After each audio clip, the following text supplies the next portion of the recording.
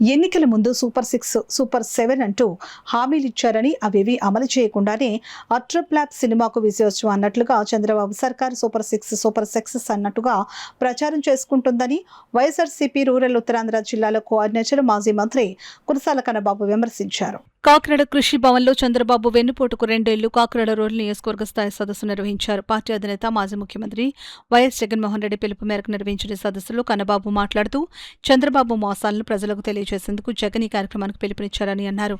అన్ని వర్గాలకు చంద్రబాబు వెన్నుపోటు పొడిచారని అన్నారు. ఎన్నికల్లో హామీ ఇచ్చిన విధంగా ఆడబిడ్డ నిధి అమలు చేయలేదని, 3 ఉచిత గ్యాస్ సిలిండర్లు పూర్తి స్థాయిలో ఇవ్వడం లేదని చెప్పారు. కొత్తగా పెన్షన్ ఇవ్వాలంటే భర్త చనిపోవాలని, ఇది చంద్రబాబు స్కీమ్ అని దుయ్యబట్టారు. మొదటి సంతకాన్ని ఎవరైనా దైవంగా భావిస్తారని, జగన్ 6,500 ఉద్యోగాల భర్తీకి డిఎస్సి నోటిఫికేషన్ ఇస్తే చంద్రబాబు 16,000 ఉద్యోగాలు ఇస్తామంటూ పరీక్షకు రాని వారికి కూడా ఇచ్చారని విమర్శించారు. స్పోర్ట్స్ కోటాలో బ్రిడ్జ్ గేమ్ ఉందంట, బ్రిడ్జ్ అంటే పేకాట అంట అని ఎద్దేవా చేశారు. జగన్ హయాంలో సంక్షేమ పథకాల లబ్ధుల వివరాలు గ్రామ వార్డు సచివాలయాలు ప్రదర్శించేవారని, చంద్రబాబు ప్రభుత్వం అలా ఎందుకు చేయలేకపోతుందని నిలదీశారు. దమ్ముంటే జాబితాలు పెట్టి మాట్లాడాలని డిమాండ్ చేశారు. కార్పొరేట్ కంపెనీలకు ఎకరా 99 పైసలకు ఇవ్వడం తప్ప ఈ ప్రభుత్వం ఇంకేమీ చేయలేదని దుయ్యబట్టారు. ఎవరైనా విమర్శిస్తే వారిపై కేసులు పెడుతున్నారని ఆయన మండిపడ్డారు. విశాఖ స్టీల్ ప్లాంట్లో ప్రమాదం చాలా దురదృష్టకరమని, మృతుల కుటుంబాలకు 1 కోటి పరిహారం ఇవ్వాలన్నది వైఎస్ఆర్సీపీ డిమాండ్ అని కన్నబాబు స్పష్టం చేశారు. కార్యక్రమంలో జడ్పీటీసీ సభ్యులు నూర్కొర్త రామకృష్ణ, యాళ్ల సుబ్బారావు, కరప ఎంపీపీ పెంకె శ్రీలక్ష్మి, మాజీ ఎమ్మెల్సీ అంగూరి లక్ష్మి శివకుమారి, పార్టీ మహిళా విభాగం రాష్ట్ర ఉపాధ్యక్షురాలు జమ్మలమడక నాగమణి, పార్టీ ఎస్ఈసీ సభ్యులు బెజవాడ సత్యనారాయణ, గోపిశెట్టి బాబ్జీ, చింత ఈశ్వరరావు, కరీంబాషా, మాజీ మేయర్ సరోజ, మాకినేడి శశికుమారి, పంతం ఇందిర, పబ్బినేడి పాపారావు తదితరులు పాల్గొన్నారు. గాయపడ్డ వాళ్ళకి ఆసుపత్రిలో జాయిన్ అయిన వాళ్ళకి 3 లక్షలు ఇచ్చారు. చివరికి ప్యానిక్ అయిపోయి ఒకరోజు హాస్పిటల్లో ఉన్న వాళ్ళు కూడా పరిహారం ఇచ్చి పంపించారు. ఆ ఊర్లో పీల్చి విషవాయువులు పీల్చి ఇబ్బంది పడ్డ జాబితా 15,000 మందికి పరిహారం ఇచ్చారు. అప్పుడు నేను అక్కడ ఇన్ఛార్జ్ మినిస్టర్గా ఉన్నా. నన్ను ఇంకా కొంతమంది మంత్రుల్ని అక్కడే ఉండమన్నాడు ఆయన. చీఫ్ సెక్రటరీ కూడా అక్కడే ఉంచారు. ఉంచి సాయం చేసి అడిగిందల్లా ఏమన్నారు. ఆ రోజు ఆ పరిస్థితి దేశం మొత్తం ఉలికిపడి చూసింది. 1 కోటి రూపాయలు పరిహారం అంటే. ఆ తర్వాత ఫార్మా కంపెనీలో ప్రమాదం జరిగితే కూడా 1 కోటి రూపాయలు ఇప్పించాడు. ఈయనంటే 1 కోటి రూపాయలు అడిగితే ఇచ్చేస్తారు, మీరు అడిగితే ఇచ్చేస్తారు. ఎవరు 99 ఎకరమే ఇస్తారు. సిగ్గున్నారు మాట్లాడలే. ఏదో ఆవు చేలు మేస్తే దూడ గట్టును మేస్తా అన్నట్టుగా ఇది కొత్తగా తండ్రి సంపాదించిన అధికారం, తండ్రి సంపాదించిన డబ్బు అన్నీ కలిపి తర్వాత మేము ఉన్నాం, మేము మోస్తాం అని తిరుగుతున్న చాలామంది అందరినీ చూసిన దీనికి ఇంక ఇది మనకి సీటు శాశ్వతం అనుకుంటున్నాడు. అలాగే శాశ్వతం అయితే నీకెందుకు వస్తుంది, మేమే ఉంటాం కదా. ఎందుకు చెప్తున్నానంటే మీ రెడ్ బుక్లు, మీ కేసులు, మీ బెదిరింపులు ఇవి ఏవి పని చేయవు. లోకేష్ గారు, మీరు చేసే పనే ప్రజలు గుర్తుంటుందని చెప్తాను. అధికారంలోకి వచ్చి ఎన్ని మోసాలు చేశారో, ఇచ్చిన హామీలు నెరవేర్చకుండా ఎలా ఉన్నారో మనందరికీ తెలుసు. ఈ 12వ తారీఖు 2 సంవత్సరాలు పూర్తవుతున్న సందర్భంగా మన అందరం కూడా ర్యాలీగా వెళ్ళి ఇతను చేసిన మోసాలని తెలియచెప్పాలనేసి జగన్మోహన్ రెడ్డి గారు ఇచ్చిన పిలుపు మేరకు, అలాగే మన స్థానికంగా మన నాయకులు కురసాల కన్నబాబు గారు ఇచ్చిన పిలుపు మేరకు మనందరికీ సమావేశం ఏర్పాటు జరిగింది. ఇప్పుడు నేను ఒక విషయం చెప్పదలుచుకున్నానండి. సోషల్ మీడియాలో ఎక్కడ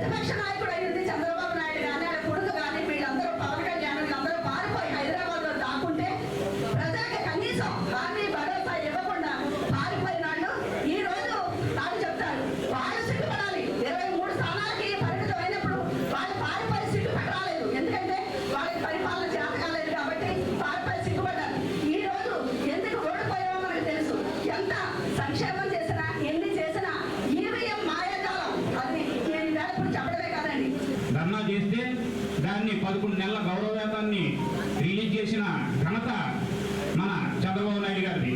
అలాగే మరి ముస్లింలకు ఎన్నో వైఎస్ జగన్మోహన్ రెడ్డి గారు ముస్లింలకు రాజకీయ పరంగా 4 ఎమ్మెల్యేలు, 4 ఎమ్మెల్సీలు, డిప్యూటీ చైర్మన్, ఇలాగా గ్రామాల్లో గ్రామ స్థాయిలో సర్పంచులు కానివ్వండి, వైస్ సర్పంచులు కానివ్వండి, ముస్లింలకు రిజర్వేషన్ ఇచ్చి వాళ్ళకి రాజకీయ పరంగా లబ్ధి చేకూర్చింది ఎవరైనా అంటే అది వైఎస్ జగన్మోహన్ రెడ్డి గారు మాత్రమే అని సభాముఖంగా తెలియజేసుకుంటున్నాను. అలాగే మరి ఈ వక్ఫ్ బోర్డు సవరణ బిల్లు కేంద్రంలో మరి దిగువ సభ ఎగువ సభలో 1 రోజులో ఆమోదం పొంది రాష్ట్రపతి ఆమోదం పొంది వాళ్ళు ఓకే చేసేసి వక్ఫ్ బోర్డుని సవరణ బిల్లు చట్టాన్ని తీసుకొస్తే దాన్ని మన దేశవ్యాప్తంగా మన రాష్ట్ర వ్యాప్తంగా వైఎస్ జగన్మోహన్ రెడ్డి గారు పూర్తి కూడా వెళ్ళడం జరిగింది. మీకు 1500 18 సంవత్సరాల నిండినోళ్ళకి చేస్తానని ఇంట్లో ఎంతమంది ఉంటే అంతమందికి చేస్తానని అది కూడా దాకా చేశారు. అలాగే జగన్మోహన్ రెడ్డి గారు ప్రభుత్వం ఉన్నప్పుడు మనం ప్రతి ఇంటికి కూడా 3 నుంచి 4 నుంచి 5 లక్షల వరకు ప్రతి ఇంటికి కూడా మనం జగన్మోహన్ రెడ్డి గారు ఇచ్చి పథకాల ద్వారా మనం అందజేయడం జరిగింది. ఈ కూటమి ప్రభుత్వం వచ్చిన తర్వాత ప్రతి ఒక్కరికి కూడా పథకాలు పూర్తిగా ఏది కూడా అందలేదు. ఎవరినన్నా కలిపినా సరే మాకు ఏమీ రావట్లేదు అని అంటున్నారు. జగన్మోహన్ రెడ్డి గారు ఉన్నప్పుడే గవర్నమెంట్ బాగుంది, గవర్నమెంట్ బాగలేదని ప్రత్యేకించి ప్రజలు మరీ చెప్తున్నారు. అలాగే ఆ కూట ప్రభుత్వం వచ్చిన 2 సంవత్సరాలు పూర్తయినా ఇప్పుడు వచ్చి ఒక్క పింఛని కూడా ఇవ్వలేదు. అలాగే ఇంటికి ఇళ్ల స్థలాలు కూడా ఇవ్వలేదు, ఇంటికి లోన్లు కూడా ఇవ్వలేదు. తక్కువ చాలా మంది ఇబ్బంది పడుతున్నారు. మళ్ళీ మనం అందరూ గట్టిగా పోరాడి జగన్మోహన్ రెడ్డి గారిని అధికారంలో తెచ్చుకుని మన ప్రభుత్వం మళ్ళీ ఉండి ప్రజలకి సేవ అందించేలాగా మనం కూడా గట్టిగా కృషి చేయాలని కోరుకుంటున్నాను. కోట్లు ఖరీదు ఉంటాయో అలాగా మన చంద్రబాబు నాయుడిని ట్రంప్తో పోలిస్తే వీరిద్దరూ కూడా ఒకటేనని చెప్పి మనం అంటే ఇలాంటి వ్యక్తుల్ని ఎప్పుడూ కూడా అంటే జీవితంలో ఎప్పుడూ కూడా మనం వాళ్ళకి అధికారం ఇవ్వకూడదు అన్నది మనందరికీ తెలిసిన విషయం. ఇంకొక విషయం ఏంటంటే మహిళలకు పాపం సూపర్ 6 ఇస్తానని అవి ఇస్తానని చాలా హామీలు ఇచ్చాడు. కానీ ఈ రోజు ఏమంటున్నాడు? పిల్లల కారణం ఉన్నాడు. వ్యవసాయం తట్టుగా ఉన్న చంద్రబాబు నాయుడు ఇప్పుడు మహిళల పిల్లలకని యంత్రంలా చూస్తున్నాడు. అంటే మహిళల మాన మర్యాదల్ని తాకట్టు పెట్టాలని చూస్తున్నాడు. అందుకే ప్రతి ఒక్కరూ కూడా ఇది ఆలోచించి మనం తరిమి కొట్టాలని చెప్పి ఏ రోజైతే వెన్నుపోటు పొడవడో ఆ రోజు చచ్చిపోతాడనే శాపం ఏమైనా ఉండి ఉంటుందా ఆయనకి?